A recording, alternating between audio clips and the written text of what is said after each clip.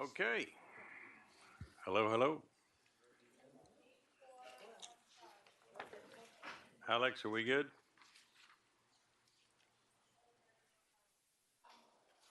Okay. All right. Thank you all for coming. Brave the weather, and we have a good workshop here to try to understand what our options may or may not be, and work with the undergrounding of our cable and our FPL cables. So this should be a very informative presentation so that we get ourselves acclimated to what is going to be required to do this and to start giving us the information that we need to set this quickly on the road to get done. Um, uh, Everybody have the agenda. Are there extra agendas out there? Yes, sir. Okay, so just so you can follow along, And we'll have it up, Mr. Bell, when the slides go forward. okay, and yeah, we'll have some slides. We're gonna work through some things, and hopefully at the end, when anybody has questions, we can ask you to take the microphone and tell us what questions you have. So with that, I turn it over to Mr. Manager. All right, thank you, Mr. Mayor, council members. We're ready to kick this off. We got some exciting news tonight. We're ready to go, and probably more truthful is we're ready to accelerate what we've been doing over the last few years, is really move forward on this utility undergrounding plan. We've got the team here tonight. Let's go ahead, Chris, if you would introduce, obviously they know you, but why don't you introduce your team so that the mayor and the council member know who's here from FPL. But before you do that, what else we're going to do is we're going to give the overview of the entire program. We're going to tell you what the program looks like. We're going to break down each project, and we're also going to talk about the readiness of each project and its ability to move forward at this time. At the end, we'll come forward with a recommendation. And then, obviously, this being a workshop, can't make some decisions. I will interpret your intent, take that information, read it back to you at the end, if you want to provide some additional guidance, and then come back and codify that on February 10th so that we can move forward on this. Okay. Good to go? Chris, if you would. Well, good evening, everyone. My name is Christopher Ferreira. I'm the FPL External Affairs Area Manager here in the Village of Key Biscayne. Thank you for the invitation to be here for this important conversation. With me, I also have John Crawford. John, I'm going to wave.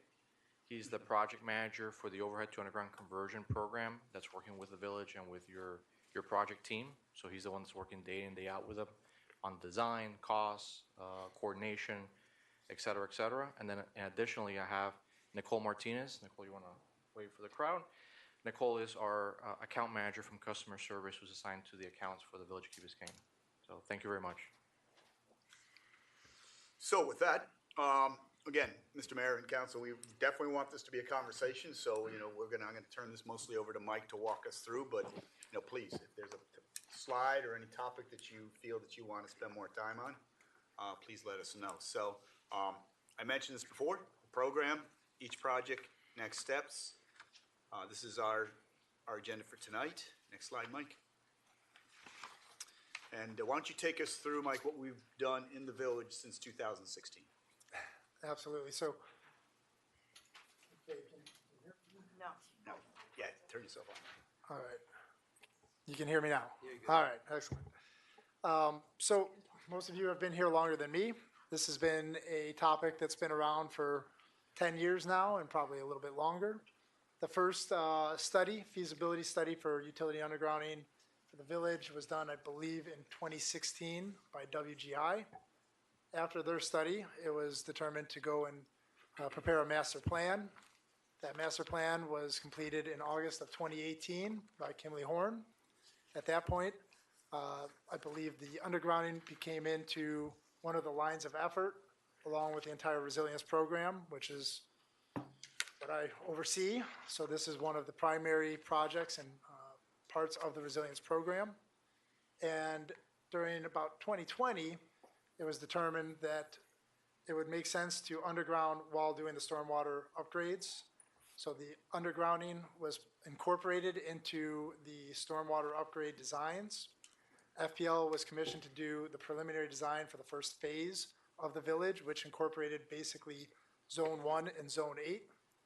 AECOM incorporated that design into the stormwater upgrades for Zone 1, and that has been continuing from 2024 until now.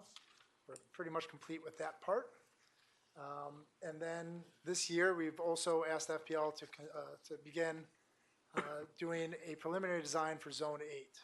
So we're here today to move forward. That's what we're looking to do. We've got a lot of the groundwork completed. Budgets have been modified a few times. They're still high level, so we're going to talk about that, but just want to make sure through all of this process, they've been refined, and Mike, we'll you gonna continue share, to are you refine. gonna be able to share some numbers tonight, or? We'll have some Yes, high-level numbers for you. We'll of course. definitely have some numbers tonight. And for those, if you're not very clear on, obviously, Zone 1, I think we all know where it is, Zone 8, there is a map in here that very clearly depicts where all those zones are. So we wanted to talk a little bit about the process. The process in undergrounding, it's a little bit different than your typical construction process. We're working with utilities. Utilities work and have basically permitting rights through the state. So they are the engineer of record for these designs, and we wanted to go through that process a little bit. First step, we engage FPL. We tell them this is what we want to do. We ask them for a ballpark estimate. We commission them to go ahead and put together a preliminary design. That preliminary design gets completed. We take that preliminary design, we give it over to the telecom companies. Primarily are AT&T and Comcast in the village. I believe Hotwire also has a presence, so I've been in touch with one of their representatives. And we've also reached out to a few other utilities that may be interested at this point in contributing. After they finish their design, which typically follows the power, we review all of it. We integrate it into the village, make sure that it isn't in the way of future developments, future plans. It's coordinated with any of the, making sure it's where we want it as far as right-of-way, private property, any kind of obstacles we can foresee, we go ahead and coordinate. And we make sure they're not right on top of each other so that it's coordinated as smoothly as possible for construction. Once all those comments are brought together, it goes back for final design. Once the final design is completed, it goes back to the right-of-way owner, which is the village. The village reviews those designs for their permitting, the design permitting. Once that is accepted, it goes out to procurement. Procurement will be, at this point, the plan is to have an FPL-approved contractor do the labor. We also work and send contracts to FPL and to the telecom companies. FPL provides equipment and materials. Telecom companies provides equipment, materials, and one of them, I believe Comcast does their own fiber. They pull their own fiber, then they do their connections. So you'll have different contracts during that procurement. After all of the contracts are established, we do outreach. Any easements that are required, we go and we communicate with the public. We'll coordinate with building zoning.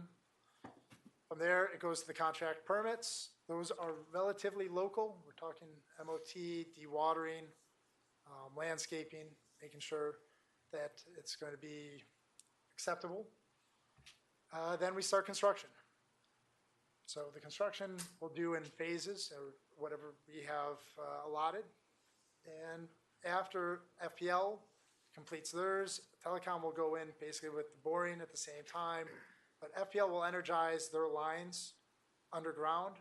After everything is energized underground, then they can remove their lines from the poles. Then what we need to get the telecoms to remove to make sure they're energized, remove their lines. And then the poles can come down. So there is a bit of a process in that. We've been working with them up to this point. Everybody's in agreement. we're on board for at least the first project, but it is still a process. And the construction is a process because obviously there's still tie-ups on making sure each house gets connected. If the telecoms do not have their lines off, what FPL does is basically they still take their line off, they chop the pole so it's shorter, and then the telecom lines stay on until they're completed. When does that happen? The Well, cutting of the poles? the removal of Shortening it, the poles? after everything's been energized and connected. How much time do they give the telecom to remove their lines before they shorten the poles? Oh, So as part of a conversion project, that's usually coordinated through the municipality or the project team that's working on it. Usually it's not too much afterwards. We try to do it all at one time so that everything gets facilitated at the same time, right? So I think what's important though to also recognize, most of the poles in our village are owned by AT&T. So obviously they're gonna have a major part of that and we'll have to partner with them. And then, ultimately, poles don't go down until AT&T and Comcast go underground. But poles will remain up for the light fixtures, right? So we will have poles. Yes, yes, we will have to have poles for our lights, correct. We have the standalone neighborhood lights which have their own, stands in their heads. But any Cobra light, which usually we put at intersection, will have to have standalone poles. But they won't be, your ordinary telephone pole, it won't be something this big, it'll be more reasonable. Mike, on the construction side, as far as the wire is concerned, who's supplying the wire on the power side? Are we supplying the wire, or is FPL pulling their wire in our conduit? FPL would be supplying the wire, but then the FPL-approved contractor would be pulling that wire. Okay, so FPL gives us the wire, they're responsible for the maintenance of the wire. We have a subcontractor install that wire in the conduit they were providing. That we're providing, yes. And the maintenance of the entire system is conducted by FPL after the system is energized.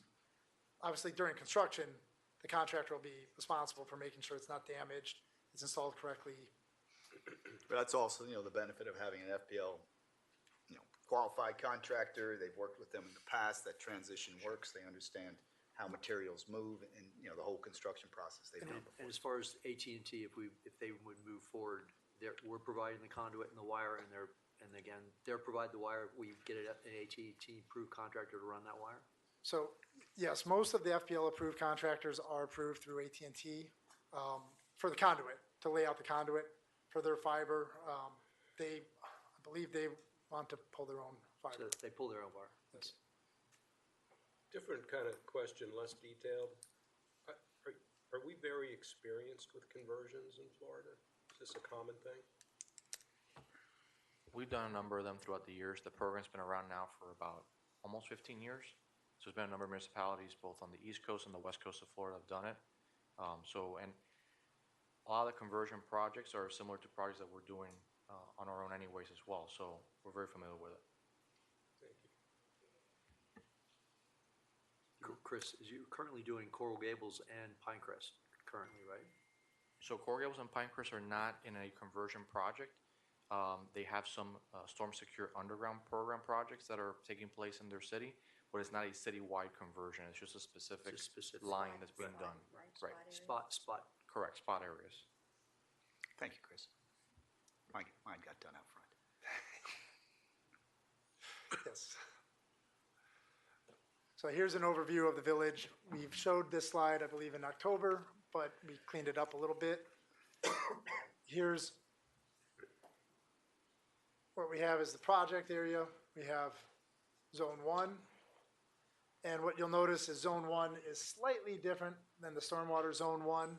It's been extended, and that's because it's better for connectivity from the power side. So it goes all the way up to Heather and all the way down to Westwood. And then I believe this is Fernwood. Yeah. So it encompasses all that. Here's Zone 8. This is the Garden District. The good news on the undergrounding from the preliminary design, and one of the reasons we push forward with the preliminary design, is it does not appear to have conflicts with the Garden District stormwater project of the pump station because of just where the lines are. So it's pretty smooth. And then obviously the rest of the village is the rest of the village. We have designated the purple is what's already been undergrounded and the yellow is still overhead. So we'll notice that most of the islands in the southern part is undergrounded, and then portions of the commercial district. But what's gonna happen with the substation in Calusa? Plans? No change? No change at all? Yeah, the substation would remain in place, and it would still be providing power to the Village of Key Biscayne customers, as well as the one in Virginia Key. Any concerns about vulnerabilities on those two facilities? No, but both facilities have sufficient capacity and can serve the customer load and demand within the Village of Key Biscayne. But I think what's important, and I think it'd be important for you to say, Chris, is, you mentioned not just the one in Calusa, but the one on Virginia Key. So the village is served by two substations, correct? So we have the Correct. redundancy. The village has a combination of feeders that come from both substations that provide us flexibility in operating the system. And like I said, both of them have sufficient capacity and there shouldn't be any issues. As a matter of fact, they both were recently inspected as part of our commitment last year, and we did some proactive equipment replacement at both substations, just ahead of any sort of precautions. It'd be too much, I suppose, to say no concerns about storm vulnerabilities, but manageable concerns? In relation to the substation, Both of them. so as part of our storm restoration process, we would go in and as we restore power, we would check for any damage at the substations and take care of that as part of our normal storm operation.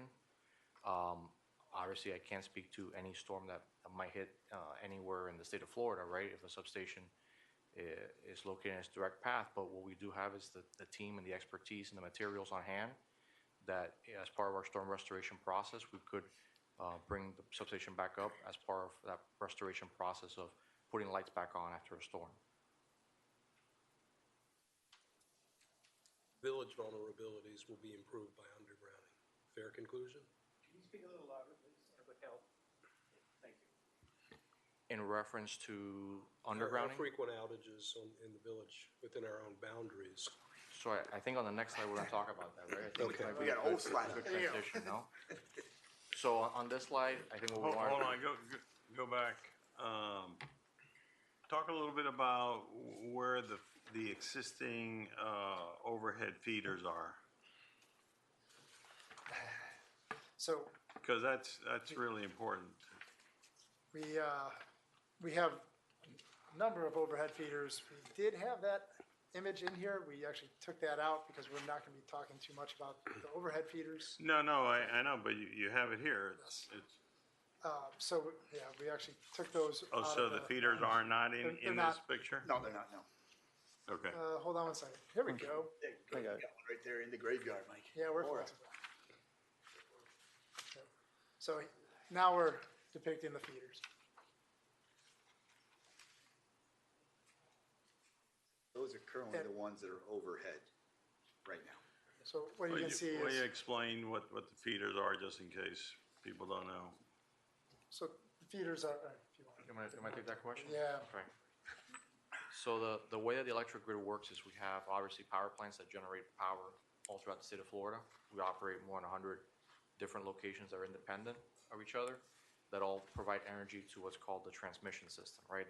Think of it as the interstate or the turnpike or the highway of the electric grid that's transporting the power into the city and urban areas. That power is then stepped down by substations, which is some of the one you referred to earlier, to a lower voltage that then operates on feeders. And if you think of feeders and compare it to like a tree, it's like the trunk of a tree. It's the main neighborhood power line that then has laterals or branches that come off of it. That's eventually what runs behind the homes and provides power to customers directly. And then to get really detailed, then there's another transformer that lowers that voltage even more, which is exactly what goes into your meter and then into your panel and into your home that powers your appliances and lights. The feeders Excuse me, are sir. maintained as If part we of the wanna- system. If we're interested Yes. in resiliency, Yeah. and we're interested and making this thing bulletproof, why would we want aerial feeders rather than underground feeders for the system we're contemplating putting in, except for cost? Well, I think it comes down to cost and aesthetics, right? Those are the two components of Well- having the feeders overhead. Essentially, I mean, we're here to listen to what the village would like to see in terms of your project and moving forward, right? I guess, And we're- I guess in order to make a decision, We can't hear we it. have to know the Yeah, difference we can't hear.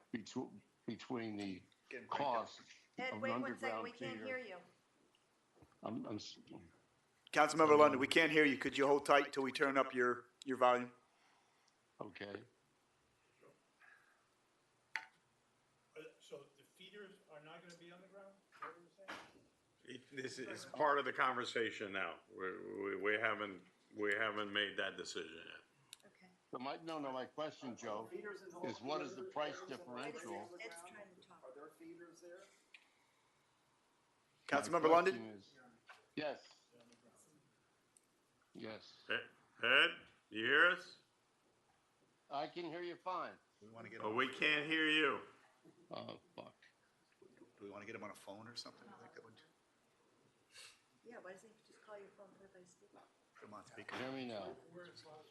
Okay. Jocelyn, give me some other way of getting into this thing. wants to present his question?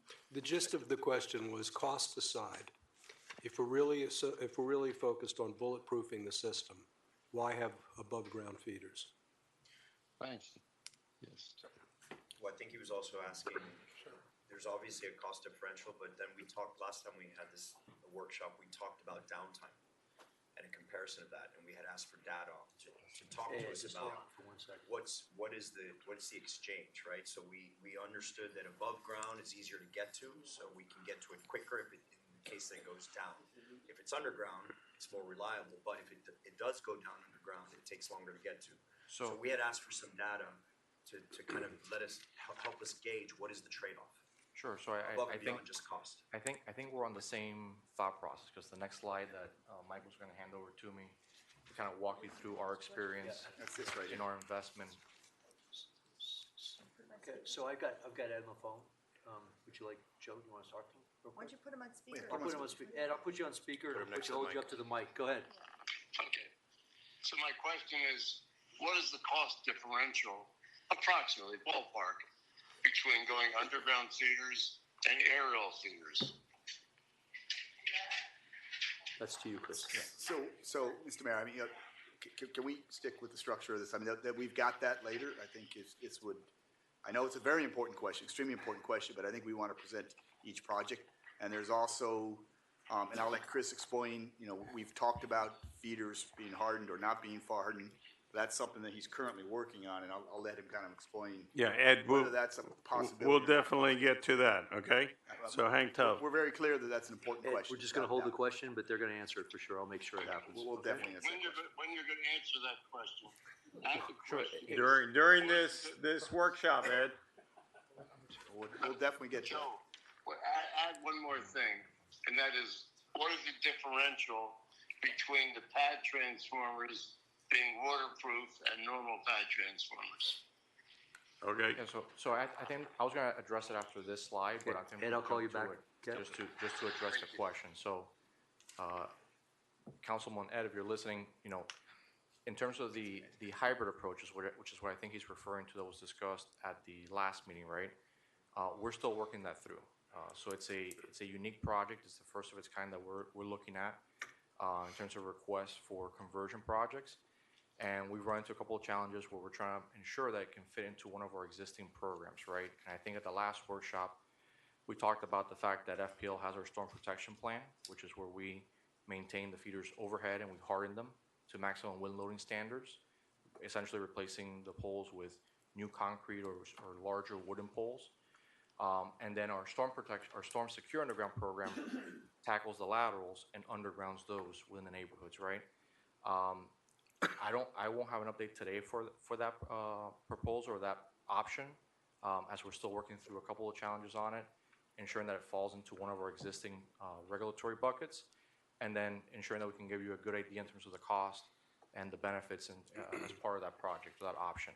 So Chris, can we state that today we will only be presenting the concept of undergrounding all? Correct. Okay, I just want to make that clear. As he works through that as being a potential option of hardening the feeders. Right now, today's meeting is just about hardening all. Underground. Underground, excuse me, yes, thank you. I saw you, when you looked at me, Mike, I saw those eyes. So, jumping back, or you want to? I was just gonna say, that is a slight change to the agenda that was Yes. distributed, so items C and D are not gonna be discussed today. Late We'll breaking discuss news, the just to be clear, this is something that came up 2 days, yesterday? Yesterday, Couple days ago. yesterday. Good. 'Cause So, I wouldn't support that.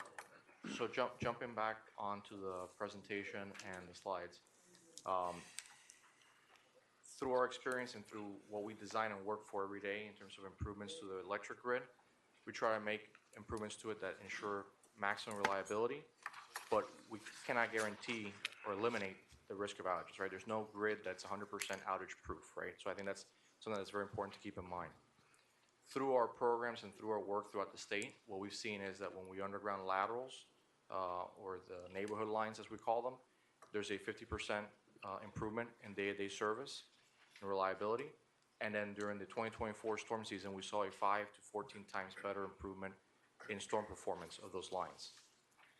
When we look at our hardened feeder lines that are overhead, we saw a 40% day-to-day improvement in reliability and service, and a 60% or nearly 60% improvement in storm performance on those feeder lines. Now, this is comparing feeder lines to non-hardened feeder lines, so it's overhead to overhead, and underground laterals to overhead laterals that have been converted over. Part of the consideration factors for undergrounding is you're mitigating exposure to wind events, right? Vegetation, animals, external factors that may come into contact and affect service.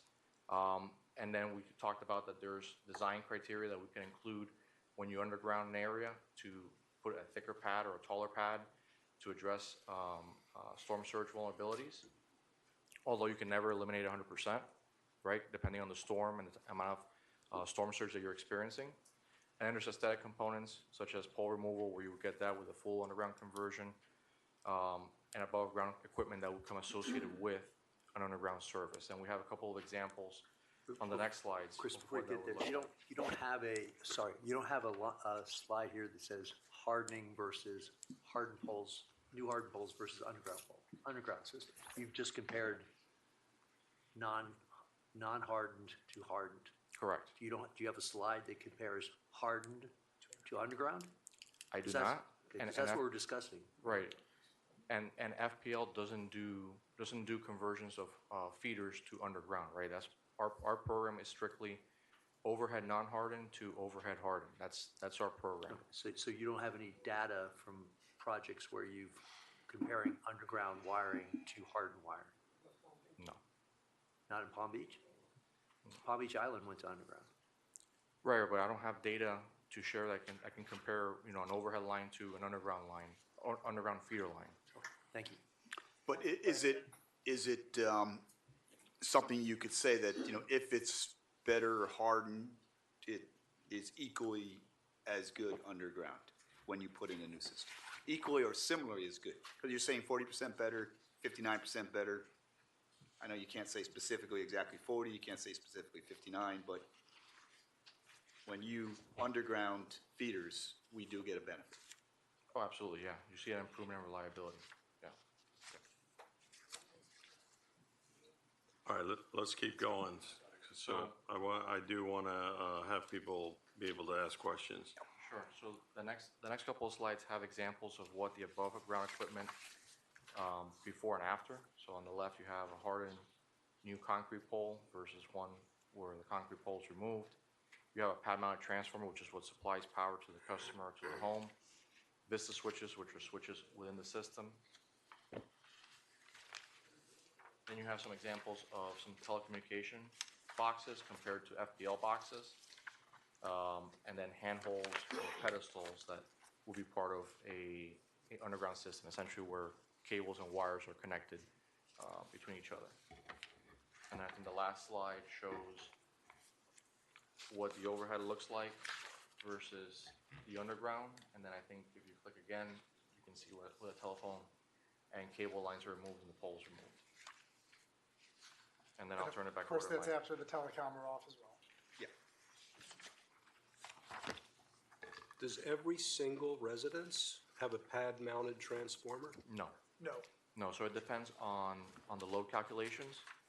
I think a rough guesstimate to say would be about one transformer for every 4 to 5 houses, more or less.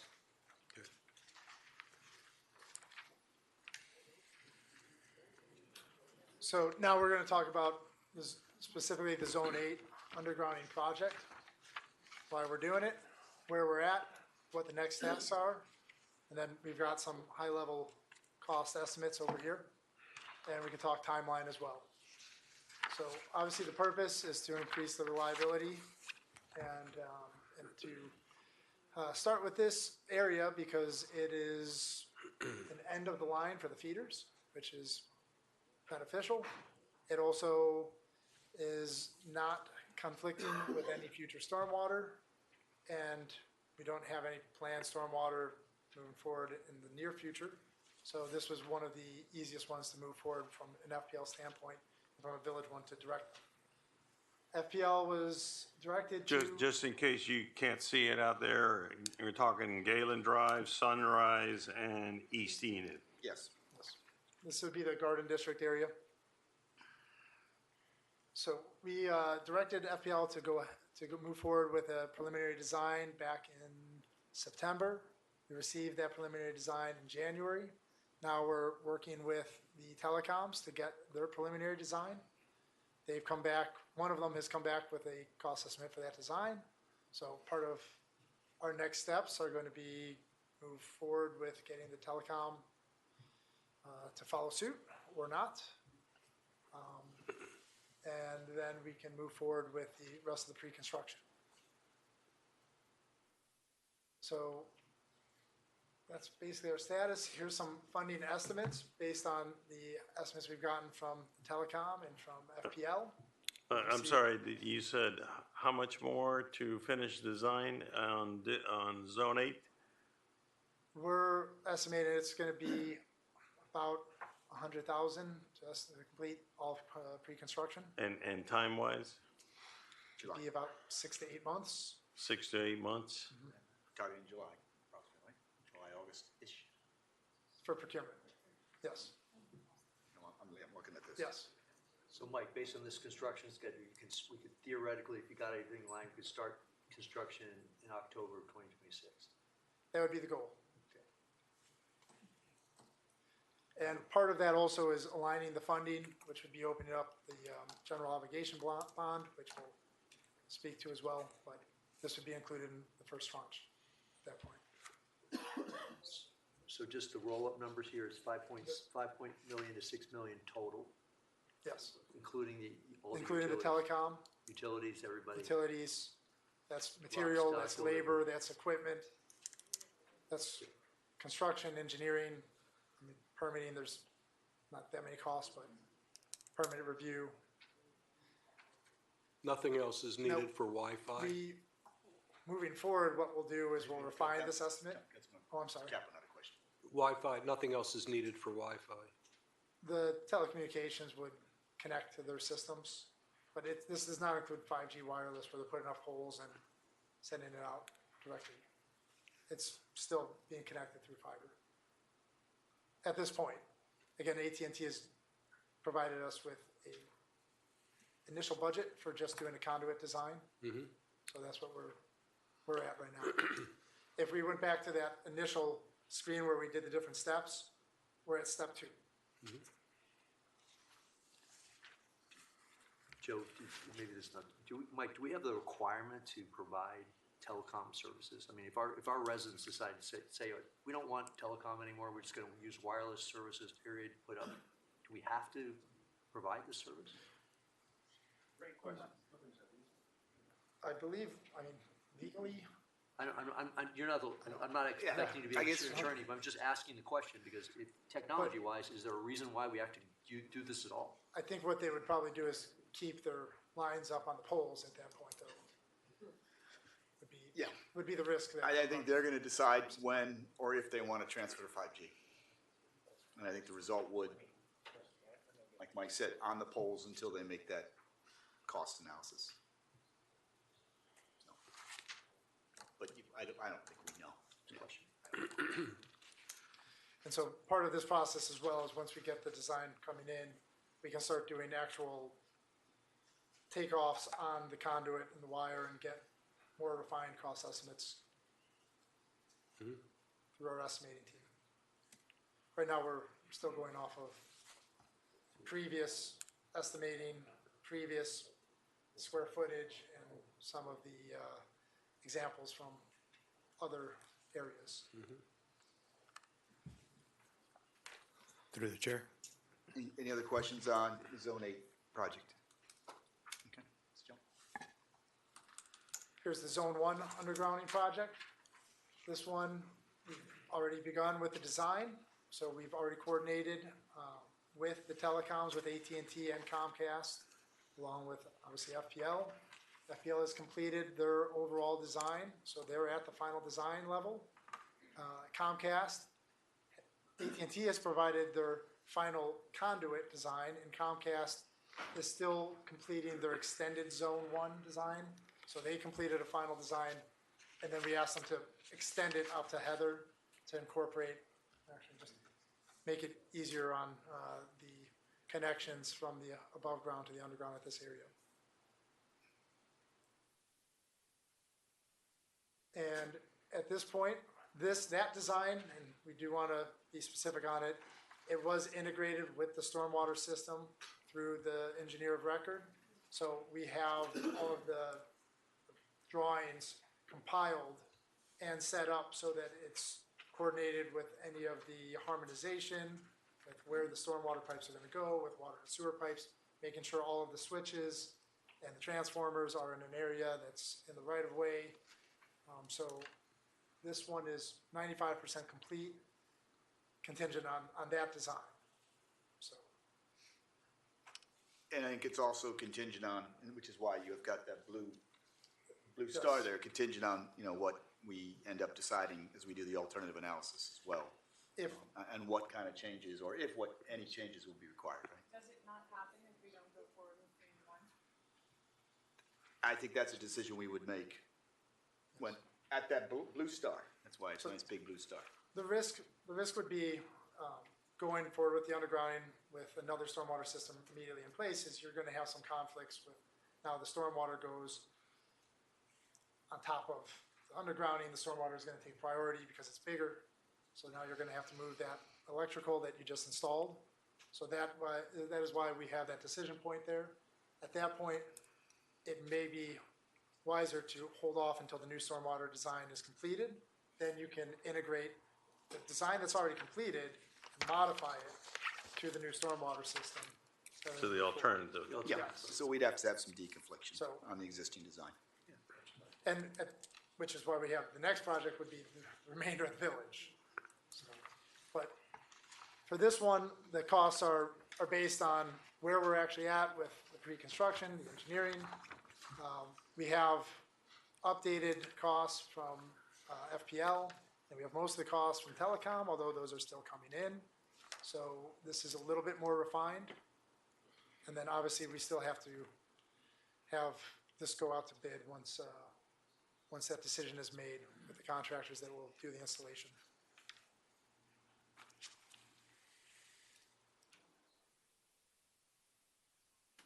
This construction timeline is along the lines of doing it with the stormwater. It may be able to be condensed a little bit if it was just underground by itself as well. Mike, have you been involved in any projects where they have decided not to do the telecom and take that money back as a credit and apply it to removing the poles and maybe subsidizing a 5G program? I have not, but I'll look into any of those type of projects, and I'll open it up to see if anybody else has experience with it. Because, I mean, that's a considerable amount of money, right? It's more, the telecom Yes. is greater cost than the FPL. I Yes. mean, almost by two. So if we would take that $10 million and use that possibly to rip out the poles ourselves, the wire ourselves, FPL takes the poles down, we take that money and apply it to some type of credit, and build our own, or hire a subcontractor to build our own Wi-Fi system. Maybe that's more cost effective. I don't, it's worth looking at the map. Through the chair. That's gonna go back to the responsibilities of keeping telecom to the residents Right. and having, But if you'd we have to s- have a system in place before you can tear down those Of course, poles. but if So- we have a 2-year window, we say to everybody, hey, look, we're gonna do X, Y, Z, we're gonna go to a 5G program. That's a lot of money that possibly could be saved. Or looked at alternative investment Yeah. venues. Yeah, we'll look into it, yeah. I know we've spoken about it before. It's just a question, you know. During the preliminary design for this project, we did reach out to AT&T and Comcast, and there was a few other 5G wireless companies that we reached out to. The only issue that I had there, that they were concerned with, is bringing that fiber through the island to set up, because they still have to have central stations, and then they go out from there. So there's still a good amount of costs, and because they don't have that, I mean, they have it in Brickell, but they don't have it here, right? So they still have to bring it across Virginia Key to them. Now, that's not to say that it can't be done, and it's something that we'll look into even more, just at that point. But those lines exist coming across Virginia Key and Bear Cup Bridge now. Not for the 5G wireless one. Not 5G, no, you're Yes. right. Yes. Starlink. Sure. Mike, Mike, can I add something to Mike, this? can I ask a question? So in my experience with I'm just gonna add something. Yeah, go ahead, go ahead. Okay, so in my experience with the underground conversions, and I was asking John here, I think in all our projects where we've converted, done a full conversion, the telecom has been underground as part of it. And I think we would have to talk through some challenges that we would have, because some of the poles out there are owned by FPL, and we have agreements with the third-party telecoms to be attached to them. If we're no longer attached to them, I think there would be some challenges there on how we figure out who gets what, and how do we figure out the removal part Yeah, of no, I this- think- this equation? I think what Councilmember Bracken is thinking about being more transformational, and I think, who owns a pole, I don't think really becomes an issue. That's something we could do through an agreement. I think the bigger question is 5G an issue? Heck, the village could buy the pole if we really need to, if we're doing Sure. a full transformation, 'cause that's changing everything.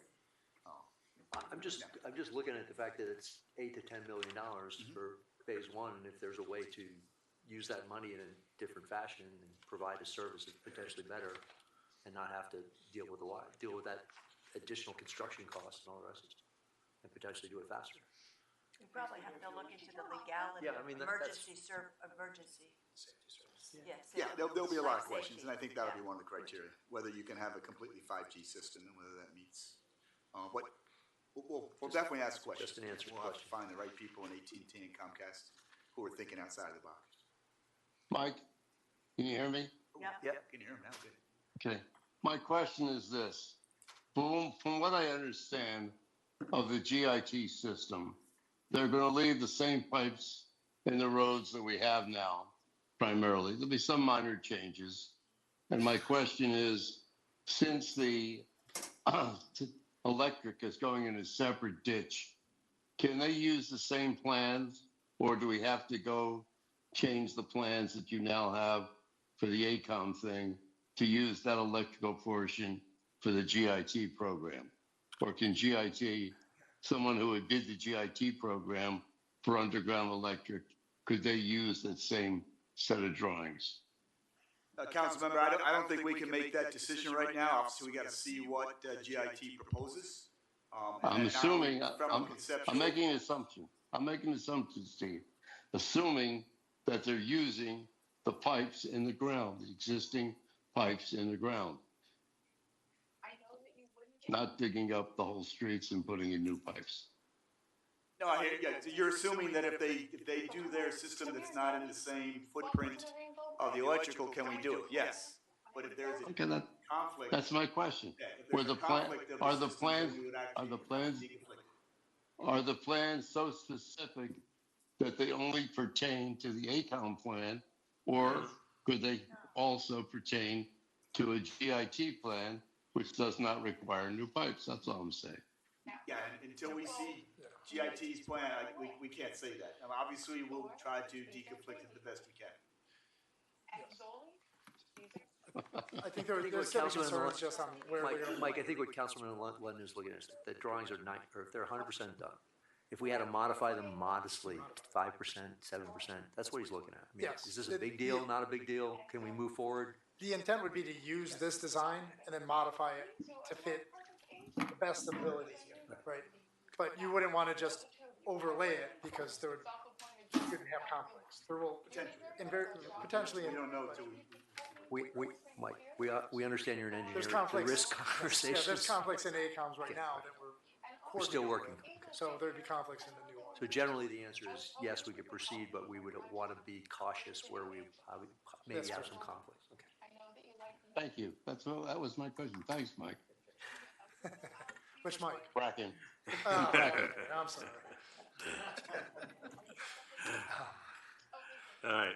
Okay, so, any other further questions with Zone 1? I know this is a big one because this is pressing.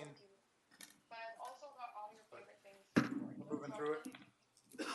Okay. I'd asked the question before I got put off about the undergrounding of the feeders versus the aerial feeders and what was the ballpark cost, if there was some, in doing that. Did anybody answer that question? Not yet. I thought I did earlier, but I'll answer it. The hybrid option, I don't have an answer for you guys today. I don't have an update on it. We're still working through some challenges to ensure that it can fit within one of our existing programs and that it meets the criteria. So we're hoping in a couple of weeks we'll have an update on that. Chris, I think what we're looking at Your is that there's- your condominiums have all underground feeders or aerial feeders? Mostly underground. Yeah, I'm talking about the condominiums on the east side. Underground feeders, okay, thank you. Say again, Councilmember? Yes, there are. the whole garden district. Entire garden district. Well, garden, I'm talking about the major condominiums, not the ones on Galen and Sunrise. All the big condominiums. Are they underground feeders? We showed that before. They're up, I don't know if you can see the slides right now, but you can see there are there are 5 feeders on the east side of the island, primarily feeding the neighborhoods, but in some cases they also feed the condominiums. The Ocean Club for sure. Ocean Club is definitely fed from Yeah. that Enid and Sunrise feeder. And Grand Bay And is what is the reliability of underground feeders versus aerial feeders? So I mentioned earlier that we don't have that because that's not part of our FPL programs, that we underground feeders. We maintain them overhead and harden them as part of our storm protection plan. What I did provide was reliability for hardened versus non-hardened, and then underground laterals as part of our programs. Yeah, I'll just go back to my original question. We were here at the last workshop. Okay. That's exactly what But we my question then would be, asked. to the underground feeders on Key Biscayne, do you have any data on how often those underground feeders go out? I don't have that with me. Not with you, you have it at FPNO, and can we get it? To determine if it's a worthwhile investment to put in underground feeders versus aerial feeders. I'll have an update on the hybrid option in a couple of weeks regarding if this is an option that we can pursue further. Okay. Okay, my question again will be, will you be able to give me data showing underground feeders over the last 10 years that have gone out? That's all I'm asking for. I don't have reliability data on underground feeders versus overhead hardened feeders.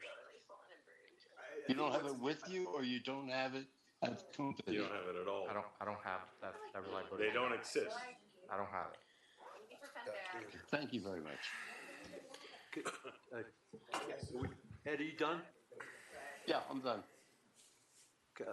So, Chris, I know you're offering funds to do the overhead, hardened overhead feeders. No, I want to make it clear, he is, that's, and I think why there's a little bit of awkwardness that you're coming out of him is right now they are reconsidering that offer.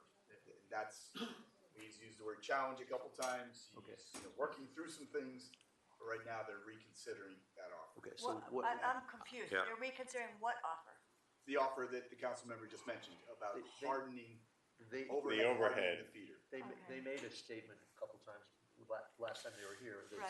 they said they were gonna offer X amount of money to harden the lines, and there was a sense of urgency to get this done. And so I'm saying there must be a credit amount of money that's allocated to this, and if we would take that credit and apply it to our undergrounding process, is that an option that's still on the table? So let me clarify, because I wouldn't use the word reconsider. What I would say is that what FPL offered back in the summer of last year was to bring back the hardening program to Key Biscayne, right? Because you guys have been working on undergrounding and converting the whole island to underground, right? And we said that hardening our feeders would provide us additional flexibility in operating our system, which would mean that if in the event we did have an issue, we could avoid some of the challenges that we had that night back in July of 25, right? Right. What we were asked to look at was, could we do a combination of the two? And what I'm saying is that hybrid option, which is a little bit outside of what we had initially proposed, right, has some challenges, and we're trying to figure out if we can maintain that option on the table moving forward, right? Whether you can do it or not. Correct. And the hybrid, when you say hybrid option, you mean the hardened feeders combined with the underground laterals. That is the definition of the hybrid. Correct. If the village will move forward paying for the underground laterals, right? Okay. So I don't have an update tonight on that, and that's why we've been focusing on talking about an underground all option moving forward, right? Because in a couple of weeks, I hope to have a better idea, a better update for you guys as to where we are with that option. Now, the proposal for FPL to harden our feeders, right, is still on the table if the village chooses, but as I understand the last meeting, and I wasn't here, unfortunately, I was out of town that day for business, but that option was taken off the table because the storm protection plan, which is where FPL hardens the feeders, right, and then we do our SSUP program. As that program progresses, was not decided to move forward as part of the three options that were on the table, right? So essentially now you have the hybrid option and the underground all option on the tables. And what I'm saying is there are some challenges with that with that hybrid option, and I will have a better idea in a couple of weeks as to where we at with that option. When you do that exercise, is it possible to apply the amount of money that you would be spending to do that hardening, and we take that as a credit and apply that to our undergrounding process? That's the question I'm asking. Because you're allocating a certain amount of money, right, to do this work. So that money's available, and we're saying, can you provide that as a credit to our construction work if we provide you the conduit that we would do the undergrounding process? So the answer is you're already receiving a credit or cost reduction. As part of our underground conversion program, there is a credit that gets applied to the overall project cost, which has already been associated with the numbers that we're providing. So The I can't numbers you're providing don't- take the feeder hardening dollars and move them around. It's two different programs. The underground conversion program has a process by which we calculate what that cost is. And that cost has been provided, not the ballparks, right? The ballparks don't have the real numbers, detailed, the binding cost estimate. So the binding cost estimate that's been provided includes that Includes the credit. cost reduction or credit already. But that's only for the laterals, right? No, this is all for a full underground conversion. For example, Zone 1 had a total cost savings, or I should not say savings, but shared cost, I believe, of around $6 million on that one, if I'm not mistaken. Yes. Like the credit. Yes. How much was it? It's about $6 million on the credit from FPL. That is basically a shared cost. So that's already applied in. That's already not included in that cost, yes. It's already included in those numbers. Not included, Not because included. the village wouldn't pay for that. FPL absorbs that. It's taken in consideration, so the numbers are as it would be, yes, Yes. we're not talking past each other. Yes. Thank you. We can't negotiate?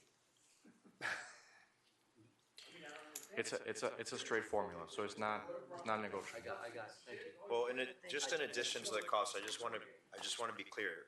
Last time we spoke about this, we were trying to give our residents and ourselves enough information to understand what was going to be the better option.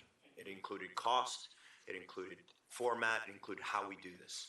And it was very clearly stated that we wanted data to fully understand which is more reliable and what is the cost differential in that and what are we giving up in cost for more reliability.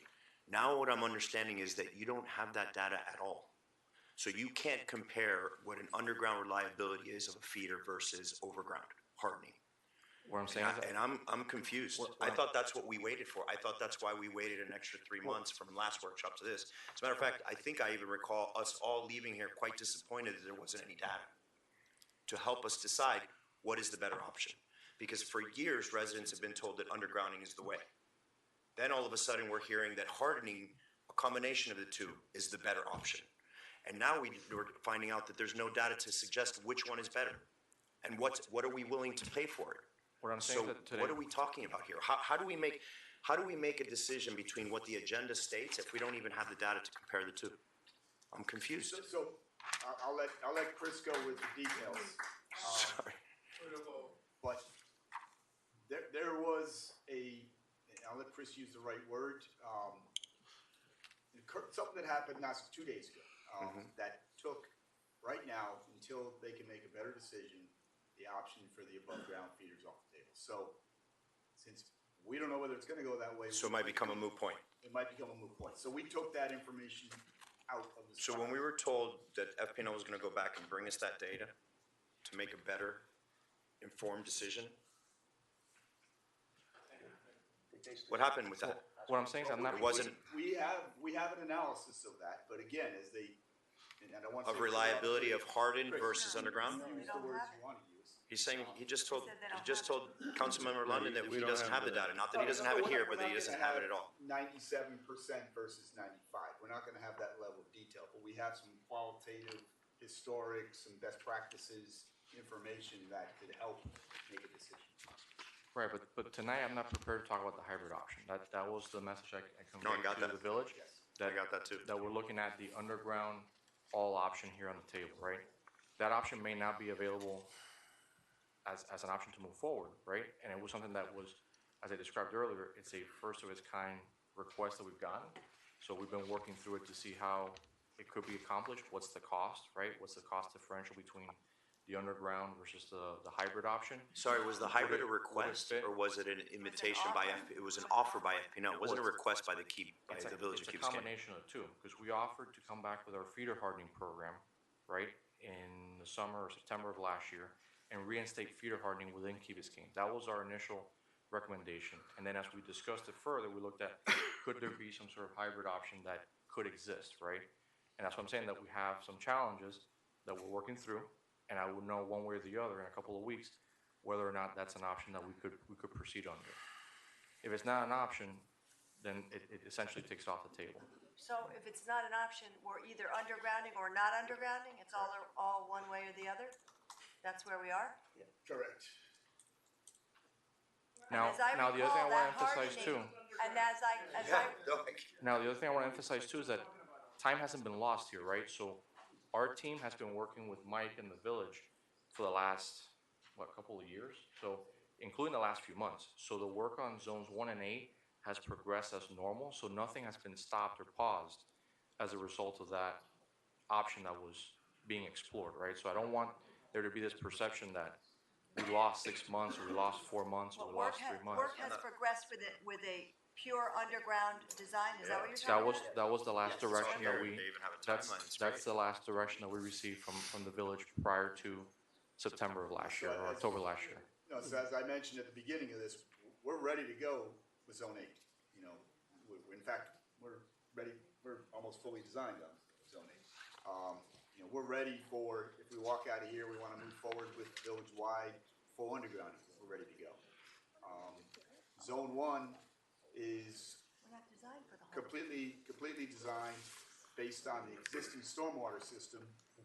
And based on that decision, which one we go, we would either go forward with it or modify it based on the new system. So, all three projects are obviously at a different level of, status, but each one would be ready to move So forward. Steve, today, if we would give you the intent of council is to proceed to underground the entire island, which I believe is the intent of council, we should be moving forward in that direction. And we do, sure. Okay, is that the consensus of town council? Yeah. But I've learned something. What you either do, you've done a lot of conversions, that was the first conversation. That means undergrounding. but when you underground, you never harden feeders. It's one or the other. And the hybrid is to do both. Is that correct? Run that by me again? You either underground or you harden above ground. You never do You've not done hybrid. undergrounding and harden feeders. That's what I've taken from Through this. the conversion process, we've never gotten a request, we've never done a project where it's been a combination of a hardened feeder, right? Plus and an underground laterals. Plus right? a underground lateral. This is a first of its type request Can for us. you relax? We're getting there, okay? So as you can imagine, we have two programs, right? One, that's a conversion, one is our program, and this is somewhere in between in the middle, right? But Chris, so, and again, this is just for clarification, Councilmember. Right. The SSUP program, which we're not doing, but, you know, that is, the long-term standard of FPL is overhead hardening of feeders, underground of laterals. And we're choosing not to go that Different way. program, yeah. Another option would be to do what we're doing, full underground. And then there is the, what do you call it, the hardening program, the overhead hardening? Feeder hardening. Feeder hardening program as well. So those are the three programs that you offer. Well, the one in the middle is really a municipality choice. The conversion program is a municipality choice, right? You're not required to enter it. If a municipality chooses to enter it, into it, we have a program set up for that. But if we choose to do it, we get a credit. As part of the conversion process, yes. And that's the, excuse me, but that's the program where FPNL decides where and when they want to do the conversion? No, that's, No, that's, I'm very That's the first one, that's. we Okay. have That's our, what Coral Gables Which applied can take for. like 30 Right, okay. let's separate it. We have our Right. storm protection plan, Right. okay, which is the feeder hardening and the SSUP. And then you have the conversion program. That's the one that Key Biscayne's currently in, which is convert everything underground. Right. And then there's a cost formula that gets developed that we put the inputs into, and it spits out this cost with a credit for the work that's being done. But again, it's everything except feeders, right? No, it's feeders. With the conversion program, no, feeders are included. Everything. It's underground all, Everything. Underground. All underground. correct. Okay. All right, let's open up to some questions. Can you get the portable mic and, Do we want to go through the next? we'll get to that. We'll get to that. Yes, please, name and address for the record. Question? Hi, Robert Dusoglu, 785 Glen Ridge Road. I guess the question would probably go to you. When you are assuming that we're going underground and you're coming up the roads, do you come on both sides or do you cross the street on the laterals? How are you planning to do it? Are you The construction would run on the John, south why side don't you, of the street. John, why don't you come on up here? on the same side of the street? Each side will have a separate main line? There'll be one line going down each street. The transformers will be on one side of the street, and then from there, it would branch off to the homes.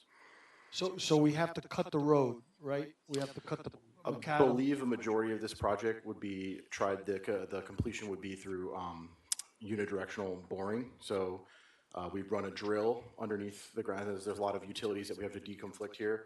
So we try and run a drill as deep as possible. And then that would, so it's kind of like a directional bore. So we would try and do as minimal cutting of the road as possible. And are the borings above the storm drainage?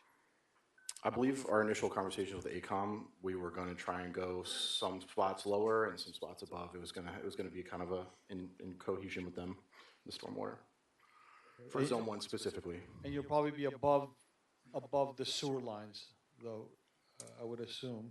Yes. Okay. For the most part, again, and we really, the FPL approved contractors, it's a case by case basis, and they're going to do the safest for each area, or they're going to go on the safest route.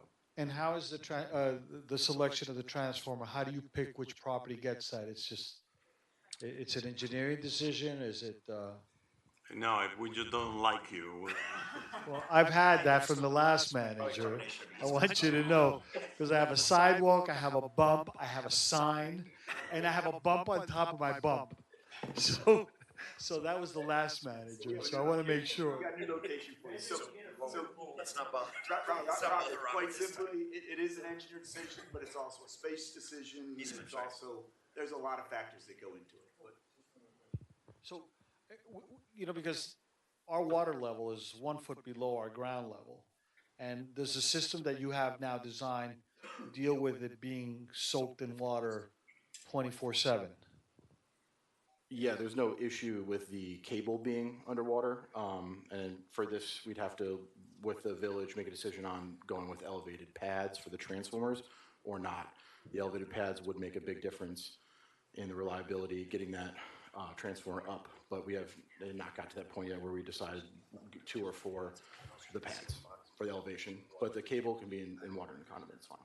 You say 2 or 4. No, to go with, 2 more. yeah. Yes, sir. So Melissa White, 370 Heather Lane. We're renting right now, so. You're homeless. We're Admit it, homeless. admit it. My question was originally going to be, how do you decide where the hybrid starts and ends? But you guys came to a phenomenal resolution tonight, and I know it's painful and it's hard on all of the staff and you guys, but this is monumental, deciding to go all undergrounding. So I just want to applaud you guys because this is amazing, and we're here tonight because we happen to live next door to a home that caught on fire because of poles, and our cousin's home caught on fire because of poles. So it's really important to us. But as difficult as the process is, this is a really great outcome for the island. Is there a question? No. Thank you. But I will say, when you look at the total number, we will be having a discussion at some point, and they'll go, "Oh, this is too much money, too much money." Okay. Taylor White, 422 Warren Lane. I would. Are you living together? I knew exactly where you're going with that, and Yes. my point is not going to be about the specifics of the undergrounding, but I would urge you guys to take into consideration quality of life and aesthetics more in determining the return on investment for these kinds of things. And this is a no-brainer from my perspective for both of those reasons, in addition to massive upgrades and reliability. And we need to get with modern times. So on that vein, should FPL offer some kind of a hybrid that would save us money? What I'm hearing is you don't want to save money.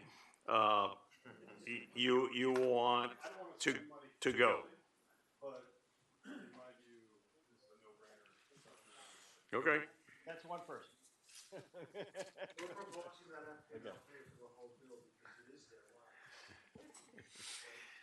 All right, next question. So, Next question. okay, so I just wanted to point out Your that name, address for the record. Luis de la Cruz, 640 Allendale Road. I just wanted to point out that the undergrounding issue is the one issue that the great majority of the residents in the village of Key Biscayne, I believe, have always been behind. And we've been talking about this for more than 10 years, and we still haven't made a decision. I just don't understand. And this thing about this hybrid thing is the craziest idea that I've ever heard of, because think about your neighbor who's going to have, hopefully it's not you, but your neighbor who's going to have that huge pole in back of their house because it is a hybrid solution. That, I mean, if you think you have problems now, you're going to have a lot of people here with pitchforks. Listen, it's not worth it, okay? What I am more worried about is the stuff about the telecom. Everybody's going wireless nowadays. Why don't we offer the telecom some kind of a deal? In other words, it's going to cost us X much. Well, I'll tell you what, we'll give you this much, and you use that in order to bring your 5G or whatever, a 10G thing to the island and make a deal. That takes negotiation, and I don't know who's negotiating on our behalf. And that's the big problem that I have, because we need to negotiate with Florida Power and Light. We can't just say, oh, Florida Power and Light, what are you going to give us? I think that long time ago when there was an undergrounding board that we set up here at the Village of Key Biscayne, and, you know, Fernando Vasquez was on it. I don't know if you were, Mike, but you know, everything was worked out at that time, and supposedly we were going to get a much larger credit from Florida Power and Light at that time. All of a sudden, it's dwindled down to, did I hear 6 million or something like that? I mean, that just doesn't make sense, guys. I don't think anybody's looking after our interests like they should. I think we need to negotiate more. We need to demand more, and we need to talk to the telecom people, and we need to, I mean, be businessmen. You know, in all sincerity, you know. So I applaud you. So if I that's think your question, right? correctly, that you guys are actually, you know, deciding tonight. I hadn't come away with that with that conclusion, but if you're deciding to go tonight to go with all undergrounding, 100%, let's just go with it.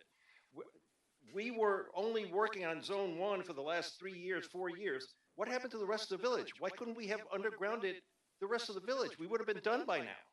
So, I mean, let's get it. Let's do it. Thank you. All right, So next. Just to clarify, Mayor and council members, the $6 million credit is just for Zone 1. So I just want to be clear on that. Question. Jose Ortega, 621 South Mashta. Toto. The connection between the transformer and the house meters, that's all bored by the homeowner? And how much time are you giving them to connect? So those connections will be determined, obviously, ahead of time. We'll have an outreach team that's going street by street, that's talking to the homeowner. This program, actually, the cost estimates include that cost for that connection, unless your box is not rated and up to code, then any upgrades would be on the homeowner. Thank you, Tom McCormick, 680 Curtis Wood. Lucho sort of stole a little bit of my thunder there at the end, but I just would love some clarification. If I look there, it says 55 million is the village-wide cost. I think that reflects net of a contribution from FPL, which is good, because it would otherwise be a bigger number. And as far as getting buy-in, I'd rather pay 55 million for something that's worth 75 million than pay 55 million for something that's worth 55 million.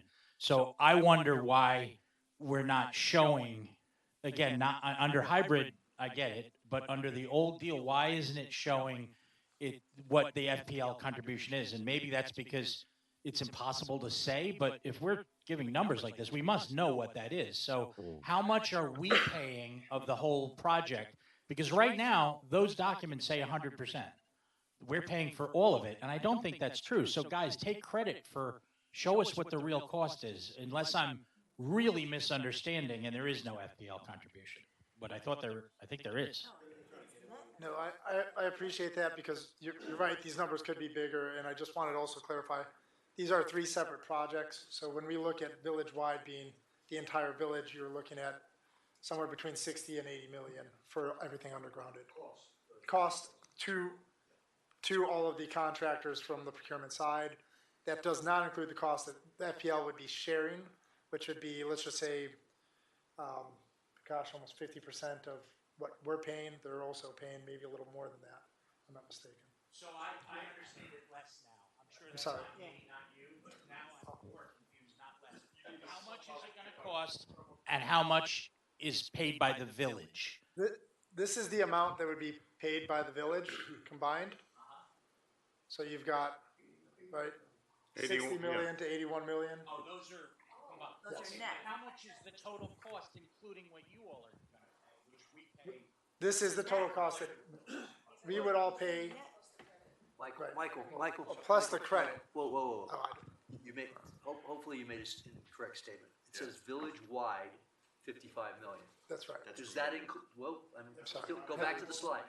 Does that include zone 1 and zone 8? It does not. Okay, well then, that's Yes. a little bit misleading. I understand. Okay. And I think that's what people are concerned about. So Yes. it's the total, it's the gross of those three numbers. 81. All right, got it. They're also Just trying to make sure that we're all on the same page. And that's net of the FPL contribution. That's net. So, Yes. the FPL, Okay. So that would be. What I just want to clarify is that, Quiet, please. Quiet. so we have cost binding estimates for, and John, correct me if I'm wrong here, is zone 1 and 8, right? Just one. Just one. Okay, so a cost binding estimate is coming for zone 8. No. Ballpark estimate for zoning. Okay. Some of these numbers are ballparks. That's what I just wanted to clarify, right? So I don't want to get into the number of, this is how much, we're paying, they're paying, everybody's paying.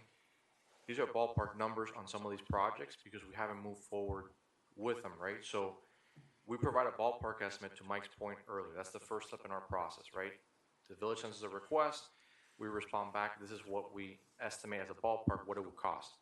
Then there's a deposit to do engineering work, which has been done on some of this stuff, and that results in a cost binding estimate where we then run through our formula that's approved, that spits out the number, what will be the contribution and aid of construction. Essentially, is what the customer pays in addition to what we're putting into the project to cover the cost of the project.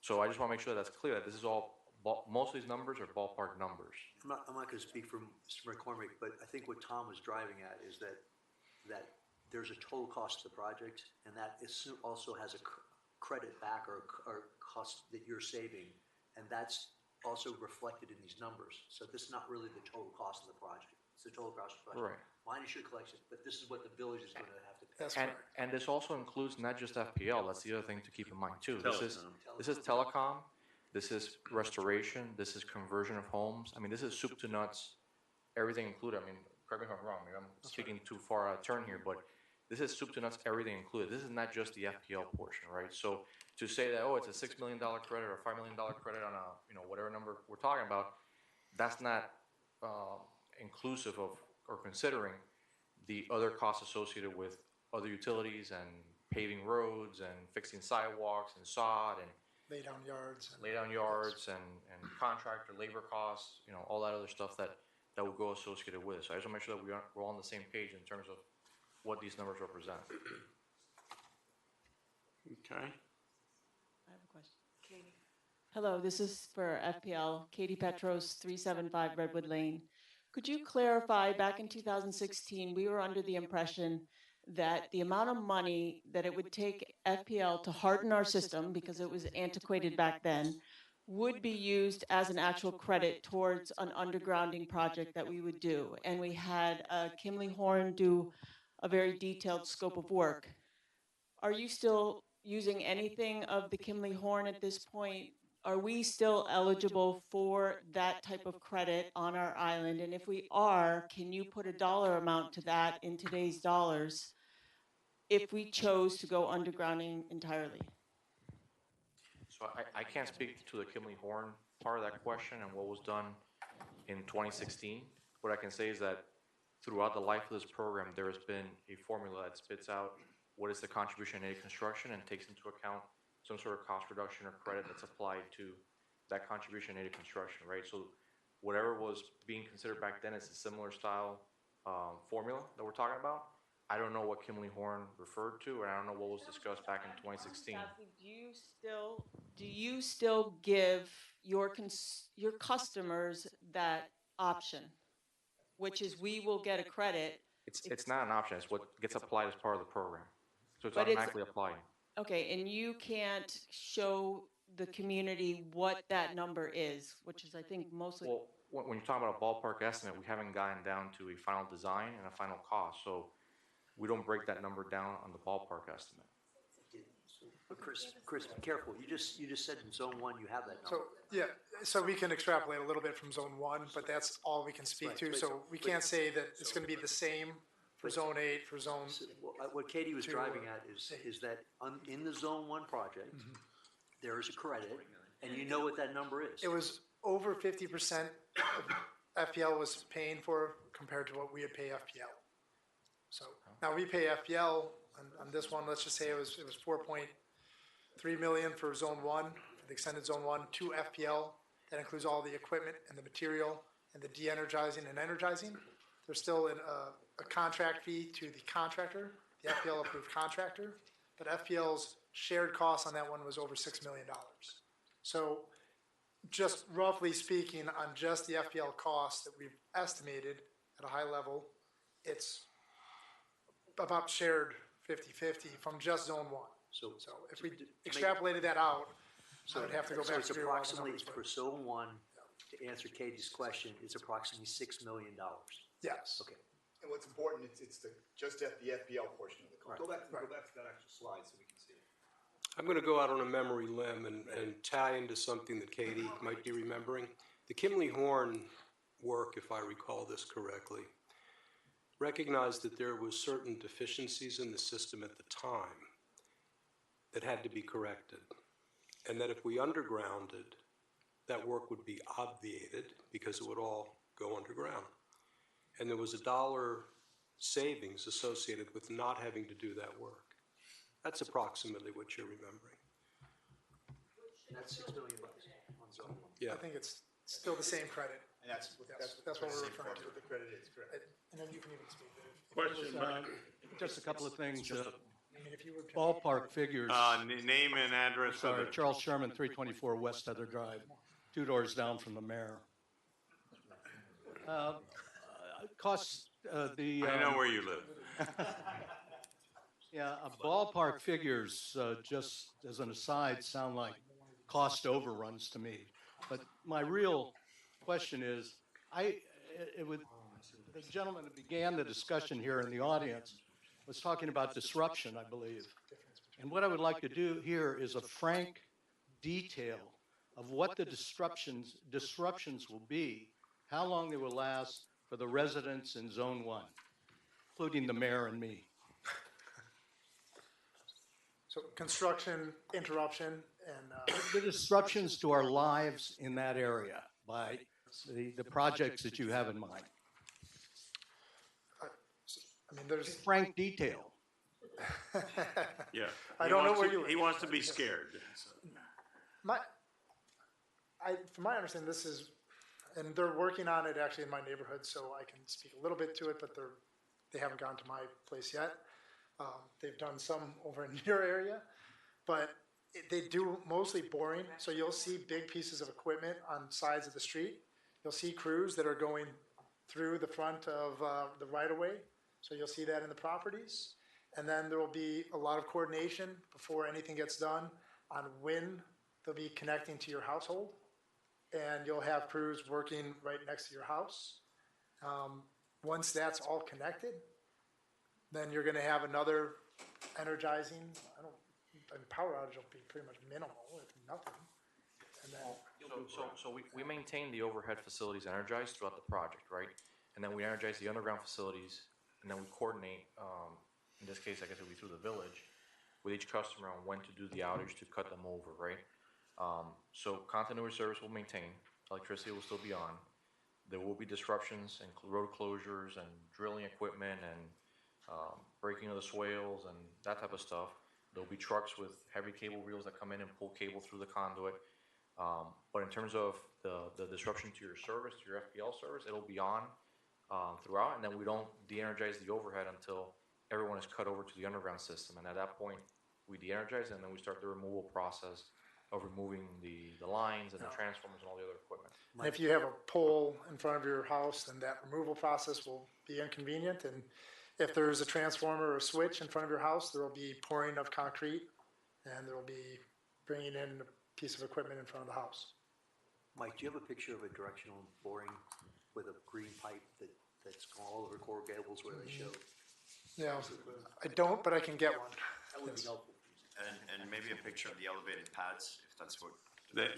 Yeah, let her speak since. Cecile Sanchez. Don't leave your checkbook here. So. 260 Cypress Drive. But just for example, West Heather Drive. How long do you figure that they will get all this mess, just done and over? Can you say, how many months are they going to be inconvenienced? Do you do one road at a time? It will be road at a time. I don't have a construction schedule at this point.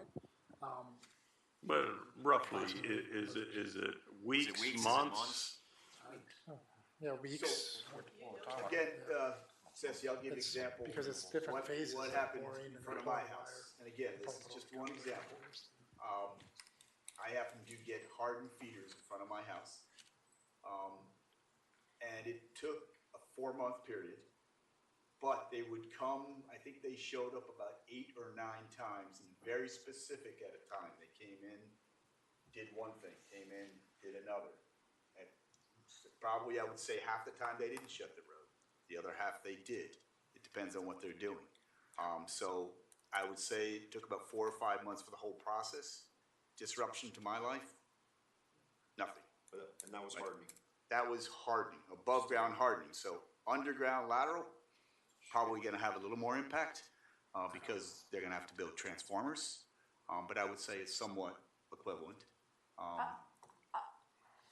That's only I understand the experience. concern. I understand the concern, but I'm a little tickled because if we wanna underground, if we want to improve, we're gonna have to suffer a little bit. It can't be seamless. So we do have to put that on the table. I asked this before at a council meeting, and I'm not sure anybody had an answer to it, but can we possibly get a dummy, if necessary, or a real box out here so that, and it would put it in one of the village lots at the, at Harbor and West Enid, to show us exactly what it's gonna look like in front of any one particular house. I think this is on West Matheson right now. Island Drive, Cape Florida has them all. All right, so our whole Cape Florida is underground. Yes. And you can't see any of the Yes, you boxes can. in front of their houses. You just don't notice them. Of course you can see. Huh? See them, go down Island Drive, you'll see them every 4 houses right in front Yeah, of but people's they're houses. this big. They're tiny. They're right there, they're in the top right corner of that picture, top right corner. That's not what's in Cape Florida. 100%.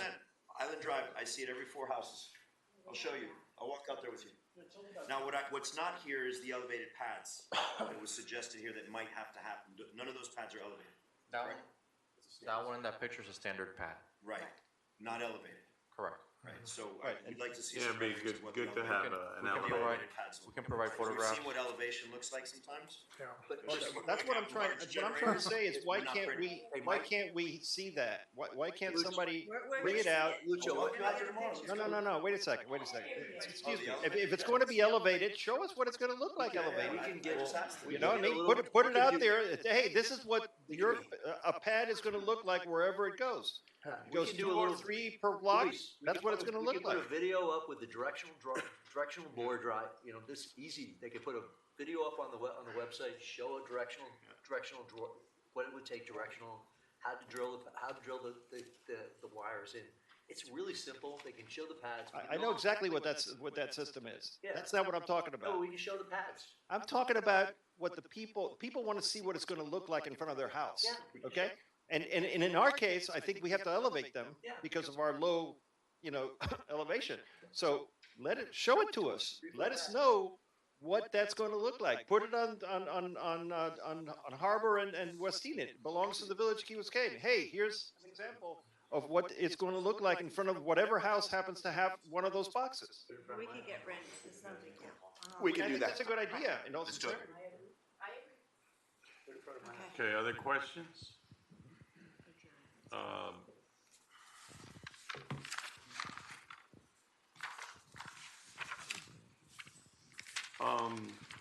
One point that